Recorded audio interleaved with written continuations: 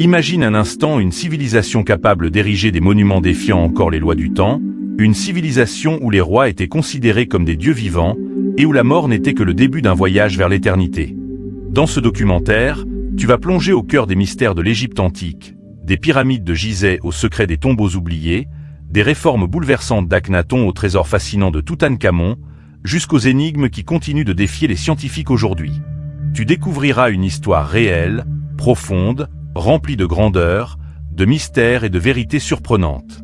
Alors avant de commencer ce voyage hors du temps, abonne-toi à la chaîne et laisse un like. Au commencement, bien avant que les grandes civilisations ne s'élèvent ailleurs dans le monde, une terre singulière attirait déjà l'attention par sa fertilité inattendue au milieu d'un environnement hostile. Cette terre se trouvait le long du Nil, un fleuve majestueux dont le rythme régulier dictait la vie de millions d'êtres humains. Chaque année, ses eaux montaient lentement, débordaient, puis se retiraient en laissant derrière elles une couche de limon noir extraordinairement fertile. Ce phénomène naturel, prévisible et vital, permettait aux habitants de cultiver des céréales en abondance. Le contraste entre le désert aride et cette bande verte étroite donnait à la région une aura presque divine. Les premiers habitants apprirent très vite à observer, comprendre et exploiter ce cycle naturel. Ils construisirent des systèmes d'irrigation rudimentaires mais efficaces. Ils développèrent des techniques agricoles adaptées aux saisons du fleuve. Ils commencèrent à se regrouper en communautés organisées. Ils établirent des règles, des traditions et des croyances communes. Leur dépendance au fleuve renforça leur cohésion sociale. Le Nil devint non seulement une source de vie, mais aussi un symbole spirituel. Chaque crue était perçue comme un don des dieux. Chaque récolte était célébrée comme une bénédiction. Peu à peu, une civilisation naissait, discrètement mais sûrement. Avec le temps, ces communautés dispersées commencèrent à s'unifier sous des autorités plus centralisées. Les rivalités entre régions donnèrent naissance à des conflits, mais aussi à des alliances.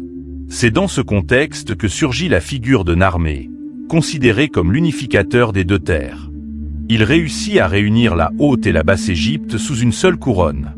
Ce moment marqua une transformation majeure dans l'organisation politique. Une administration centralisée vit le jour. Des lois furent instaurées pour maintenir l'ordre. Le pouvoir royal se renforça progressivement. Le roi, désormais appelé pharaon, n'était pas seulement un dirigeant politique. Il était considéré comme un intermédiaire entre les hommes et les dieux. Son autorité était absolue, mais aussi sacrée. Le peuple lui devait obéissance et respect. En échange, il garantissait la stabilité et la prospérité. Cette conception du pouvoir permit une organisation durable. Les ressources furent mieux gérées. Les projets collectifs purent être réalisés à grande échelle. La société se structura autour d'une hiérarchie bien définie. Chaque individu avait un rôle précis à jouer. Dans cette société hiérarchisée, les scribes occupaient une place essentielle. Ils étaient parmi les rares à maîtriser l'écriture, un savoir précieux et puissant. Les hiéroglyphes, complexes et symboliques, servaient à consigner les événements, les lois et les croyances. Les scribes travaillaient pour l'administration, les temples et le pharaon. Ils tenaient des registres détaillés des récoltes, des impôts et des transactions. Leur travail permettait une gestion efficace du royaume. Ils étaient respectés et souvent issus de familles privilégiées. L'éducation des scribes était longue et exigeante. Elle demandait discipline et mémoire. Leur rôle dépassait la simple écriture. Ils étaient les gardiens du savoir. Ils contribuaient à la transmission des connaissances. Ils participaient à la stabilité de l'État. Leur influence était discrète mais déterminante. Sans eux, l'administration aurait été désorganisée. Leur présence renforçait la cohérence du système. Ils formaient une élite intellectuelle au service du pouvoir. La religion occupait une place centrale dans la vie quotidienne. Les Égyptiens croyaient en une multitude de dieux, chacun ayant un rôle spécifique dans l'univers. Parmi eux, Ra, le dieu du soleil, était particulièrement vénéré. Il symbolisait la lumière, la vie et le renouveau. Chaque jour, son voyage dans le ciel représentait une victoire sur les ténèbres. Les temples étaient construits en l'honneur des dieux. Les prêtres y accomplissaient des rituels complexes. Les offrandes étaient fréquentes et variées. Le peuple participait aux fêtes religieuses. Les croyances influençaient tous les aspects de la vie. Elles guidaient les décisions, les comportements et les traditions. Le pharaon lui-même était considéré comme un dieu vivant.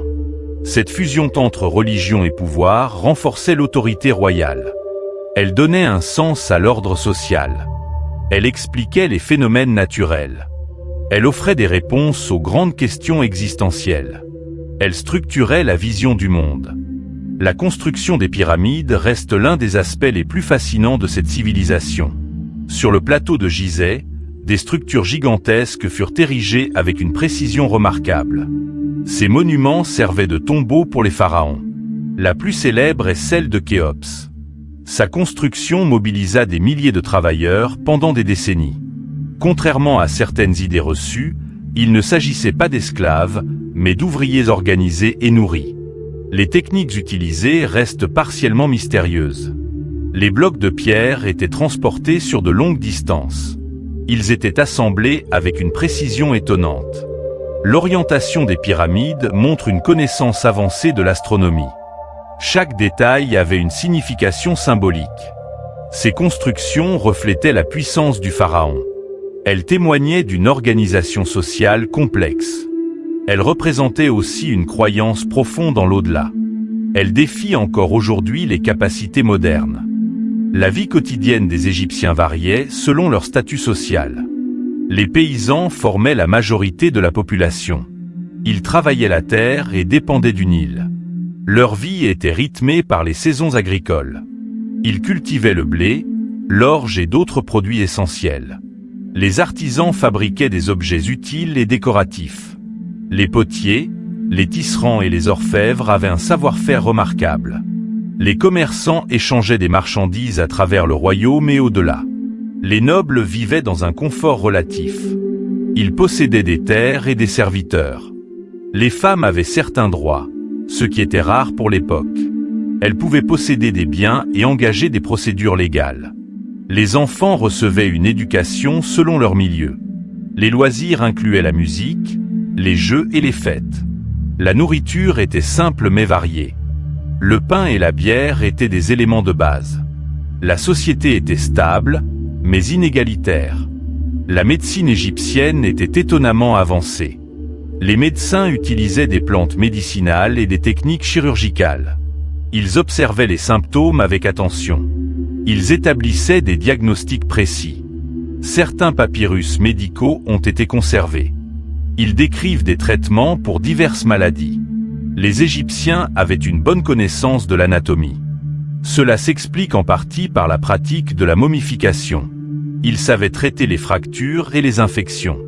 Ils utilisaient des bandages et des onguents. La médecine était liée à la religion. Les maladies étaient parfois attribuées à des forces surnaturelles. Les prêtres jouaient un rôle dans les soins. Malgré cela, les traitements étaient souvent efficaces. L'hygiène était valorisée. Les bains étaient fréquents. Les soins du corps étaient importants. Cette combinaison de science et de croyance caractérisait leur approche. La momification était une pratique centrale liée à la croyance en la vie après la mort. Les Égyptiens pensaient que le corps devait être préservé pour que l'âme survive. Le processus était long et complexe. Il impliquait l'extraction des organes internes. Le corps était ensuite desséché avec du natron. Il était enveloppé dans des bandelettes. Des amulettes étaient placées entre les couches. Le visage était parfois recouvert d'un masque. Le résultat était une momie destinée à durer éternellement. Les organes étaient conservés dans des vases canopes. Chaque étape avait une signification religieuse.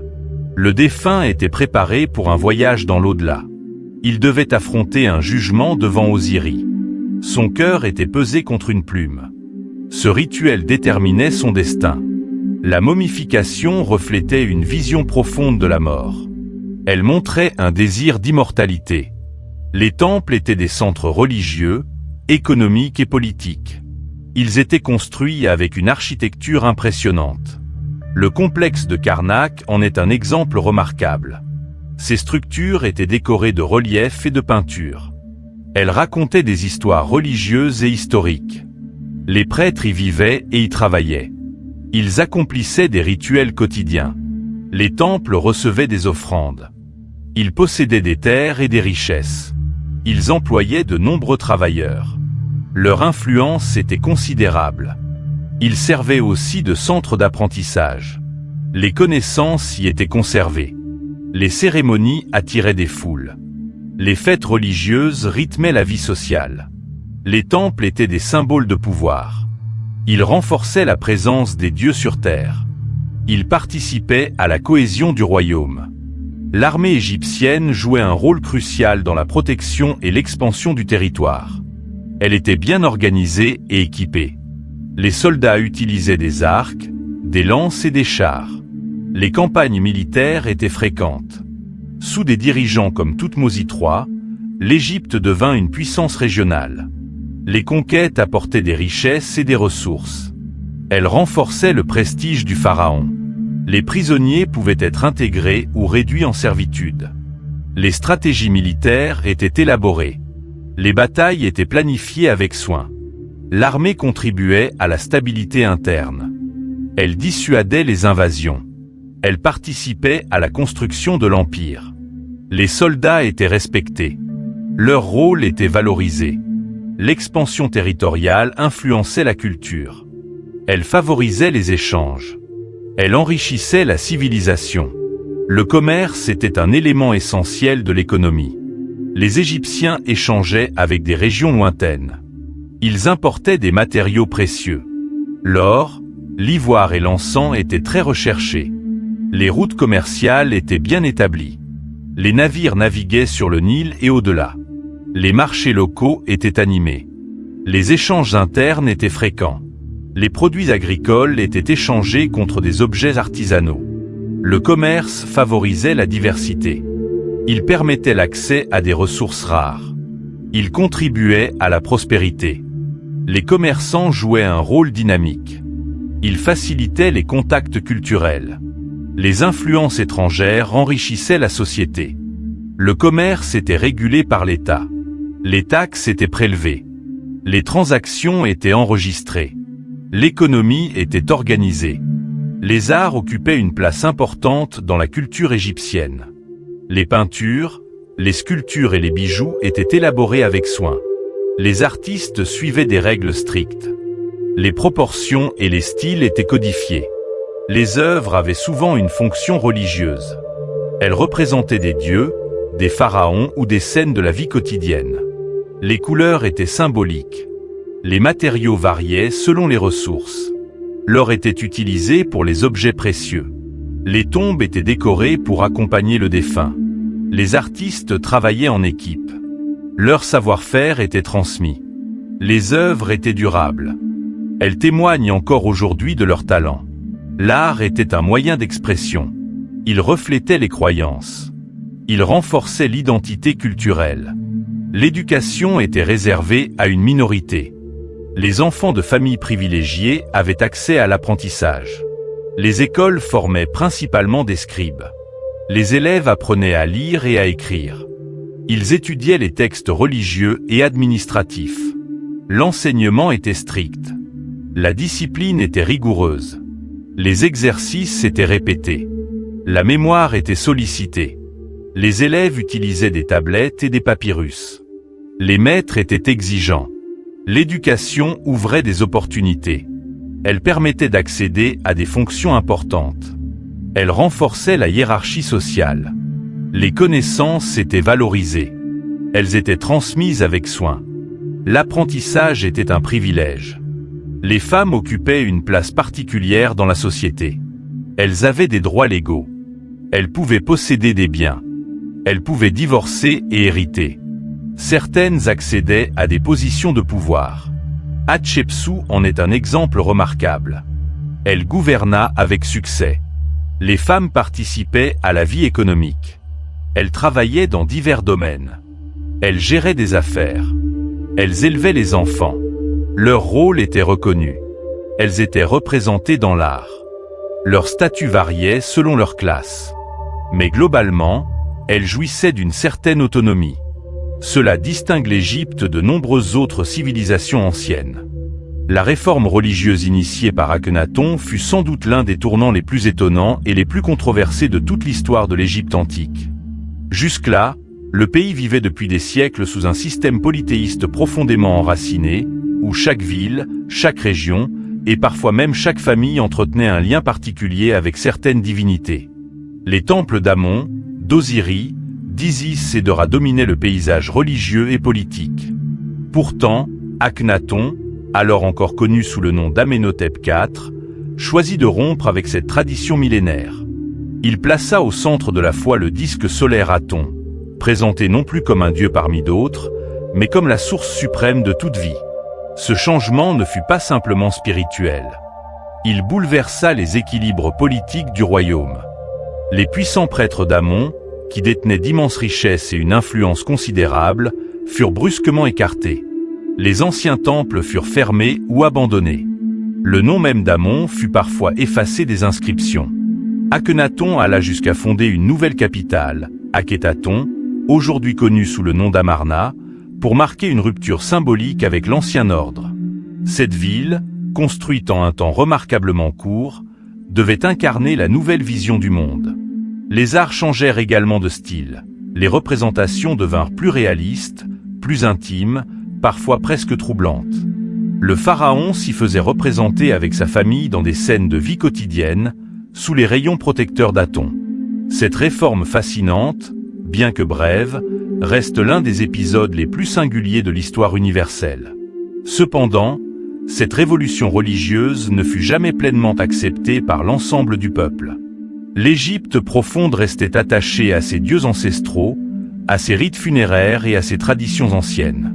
Dans les villages, les croyances populaires continuèrent souvent en silence, loin des grandes décisions du palais. Beaucoup de familles continuaient à invoquer leur divinité protectrice. Les anciens prêtres, même affaiblis, conservaient une influence morale importante. La réforme, imposée d'en haut, peinait à s'enraciner dans la vie quotidienne. Plus le règne d'Akhenaton avançait, plus le contraste entre la cour et le reste du pays devenait visible. Cette tension fragilisa le royaume. Les affaires extérieures furent parfois négligées. Certaines provinces éloignées commencèrent à se montrer moins loyales. À la mort du pharaon, l'édifice idéologique qu'il avait construit se fissura rapidement. Son expérience religieuse, pourtant ambitieuse, semblait avoir été trop brusque pour une civilisation si profondément attachée à la continuité. C'est dans ce contexte qu'apparut Toutankhamon, l'un des noms les plus célèbres de l'histoire, bien que son règne ait été relativement court. Monté sur le trône à un très jeune âge, il hérita d'un royaume marqué par l'incertitude et les divisions.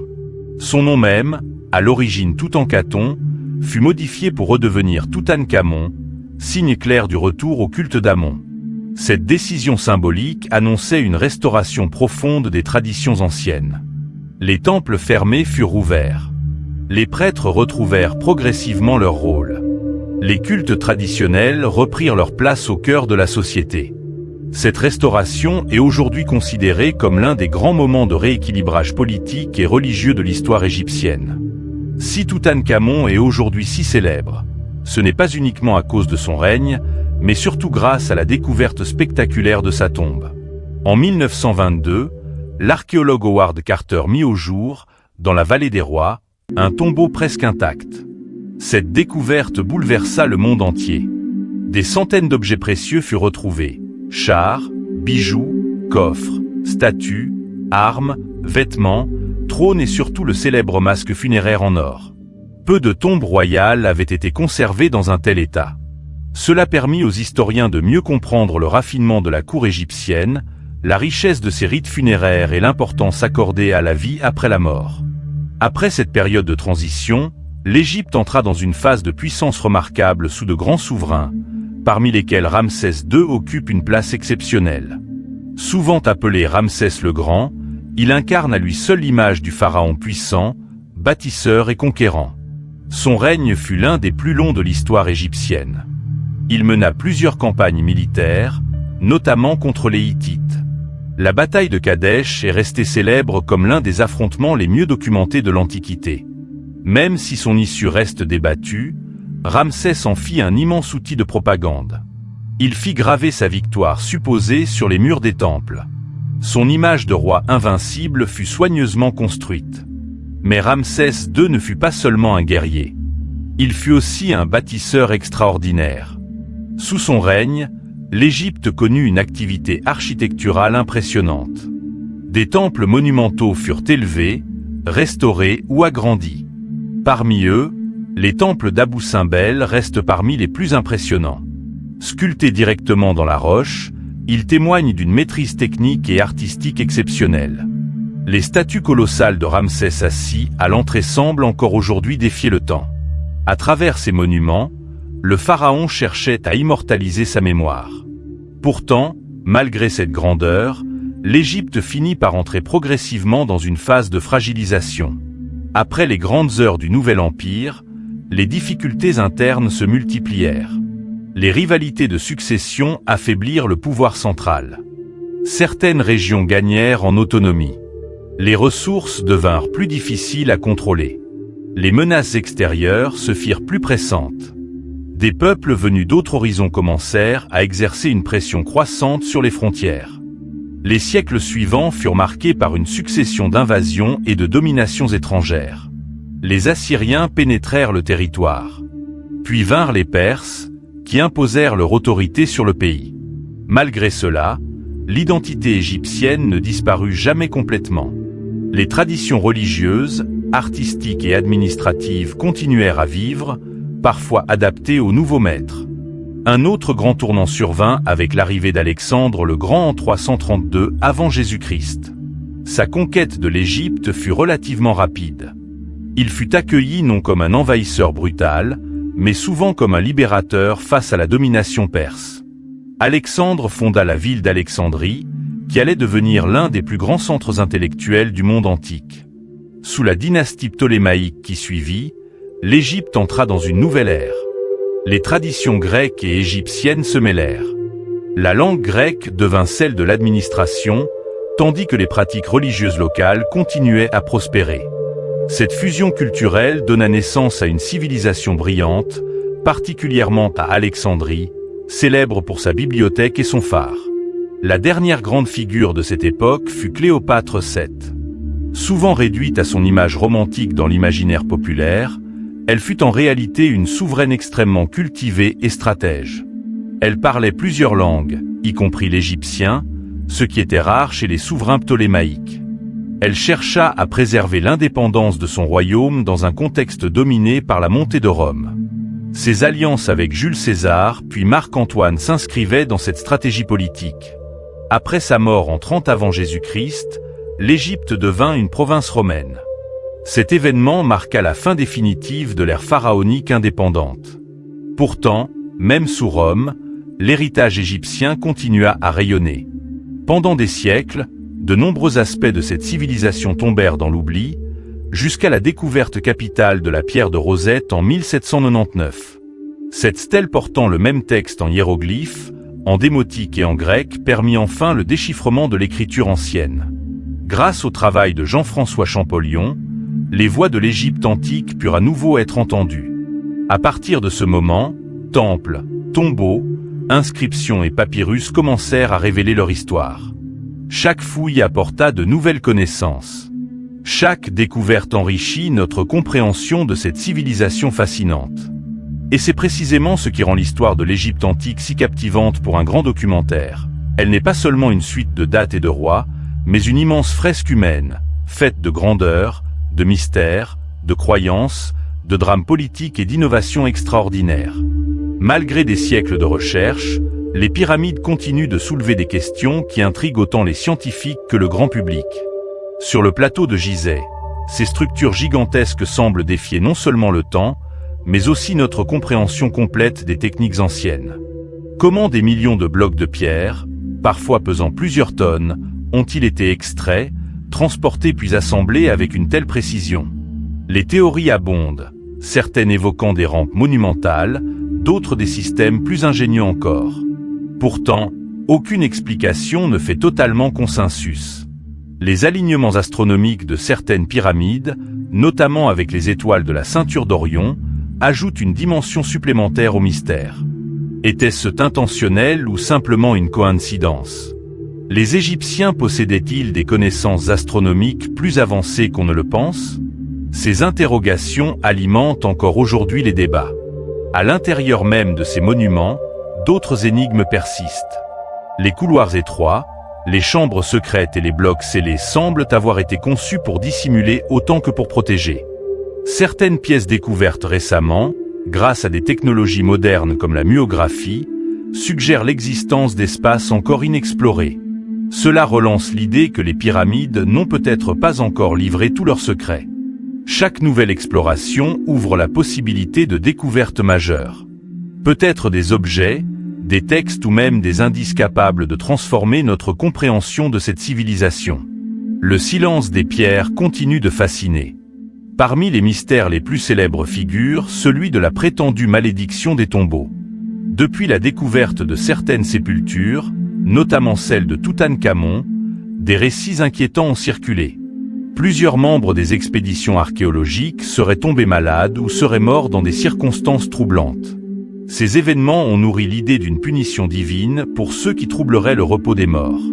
Des inscriptions retrouvées dans certaines tombes semblent même évoquer des avertissements destinés aux profanateurs. Cependant, la plupart des chercheurs modernes restent prudents.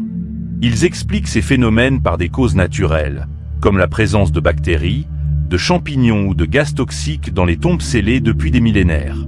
Malgré cela, la légende persiste et continue d'alimenter l'imaginaire collectif. La vallée des rois, lieu emblématique des sépultures royales, est elle-même entourée de mystères. Située sur la rive ouest du Nil, elle abrite des dizaines de tombes creusées dans la roche. Beaucoup ont été pillées dès l'Antiquité, mais certaines ont résisté au temps et aux hommes. Les archéologues y travaillent encore aujourd'hui, avec l'espoir de découvrir de nouvelles sépultures intactes. Chaque tombe révèle une histoire, un visage, une époque. Les peintures murales, souvent remarquablement conservées, offrent un aperçu unique des croyances et des rituels funéraires. Pourtant, il est probable que certaines tombes restent encore cachées, enfouies sous le sable ou dissimulées derrière des parois rocheuses. Les techniques de construction des monuments égyptiens continuent également de susciter des interrogations. Les outils retrouvés sont relativement simples, des marteaux en pierre, des ciseaux en cuivre, des cordes et des leviers. Pourtant, les résultats obtenus sont d'une précision impressionnante. Les joints entre les blocs de pierre sont parfois si fins qu'il est difficile d'y glisser une lame. Cela témoigne d'un savoir-faire exceptionnel. Certains chercheurs pensent que les Égyptiens avaient développé des méthodes aujourd'hui perdues. D'autres insistent sur l'ingéniosité humaine, la patience et l'organisation collective.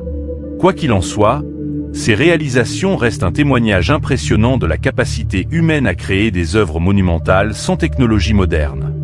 Le Sphinx de Gizeh, immense statue à corps de lion et tête humaine, est un autre symbole chargé de mystère. Son origine exacte, sa fonction et même son âge font encore débat. Certains pensent qu'il représente le pharaon Khéphren, tandis que d'autres avancent des hypothèses plus anciennes. Les traces d'érosion visibles sur son corps ont alimenté des théories sur des conditions climatiques différentes à l'époque de sa construction. Était-il autrefois entouré d'eau ou exposé à des pluies abondantes? Ces questions restent ouvertes. Le Sphinx, silencieux et immobile, continue de garder ses secrets. Les hiéroglyphes eux-mêmes ont longtemps constitué une énigme. Avant leur déchiffrement par Jean-François Champollion, ils étaient perçus comme des symboles mystérieux, presque magiques. Aujourd'hui, ils nous permettent de lire des textes vieux de plusieurs millénaires. Mais même avec cette compréhension, certains passages restent difficiles à interpréter. Les nuances, les jeux de mots et les références culturelles peuvent échapper aux chercheurs modernes. Cela rappelle que toute traduction est aussi une interprétation. Les croyances liées à l'au-delà continuent également de fasciner. Les textes funéraires décrivent un voyage complexe, rempli d'épreuves et de jugements. Le cœur du défunt devait être plus léger qu'une plume pour accéder à la vie éternelle. Cette idée de jugement moral, associée à une vision très concrète de l'au-delà, est particulièrement remarquable. Elle montre une réflexion profonde sur la justice, la responsabilité et la destinée humaine. Au-delà des mystères, l'héritage de l'Égypte antique est immense et toujours présent dans le monde moderne. Son influence se retrouve dans l'architecture, avec l'utilisation de colonnes, de proportions harmonieuses et de symboles monumentaux. De nombreux bâtiments modernes s'inspirent encore de ces formes anciennes. Les obélisques, par exemple, ont été transportés dans plusieurs grandes villes du monde. L'imaginaire égyptien a également profondément marqué la culture populaire. Films, romans, jeux vidéo et œuvres artistiques continuent de puiser dans cet univers riche et fascinant. Les momies, les pyramides et les pharaons sont devenus des figures emblématiques, parfois déformées, mais toujours puissantes. Cette fascination témoigne de l'impact durable de cette civilisation. Dans le domaine scientifique, l'Égypte antique a contribué à de nombreuses avancées. Ses connaissances en médecine, en mathématiques et en astronomie ont influencé d'autres civilisations. Les Grecs, puis les Romains, ont repris et développé certains de ces savoirs. L'histoire de la connaissance humaine est en partie liée à cet héritage. Aujourd'hui encore, les fouilles archéologiques continuent de révéler de nouveaux éléments. Chaque découverte apporte son lot de surprises. Des tombes, des statues, des papyrus ou même des villages entiers peuvent surgir du sable. Ces trouvailles permettent de mieux comprendre la vie quotidienne, souvent moins connue que celle des élites. Elles donnent une voix aux anonymes de l'histoire. La préservation de ce patrimoine est devenue un enjeu majeur. Le tourisme, les conditions climatiques et les activités humaines peuvent menacer certains sites. Des efforts internationaux sont mis en place pour protéger ces trésors. Restaurer, documenter et transmettre deviennent des priorités. L'Égypte antique n'appartient pas seulement à un pays, mais à l'humanité entière. Enfin, ce qui rend cette civilisation si fascinante, c'est sa capacité à traverser le temps.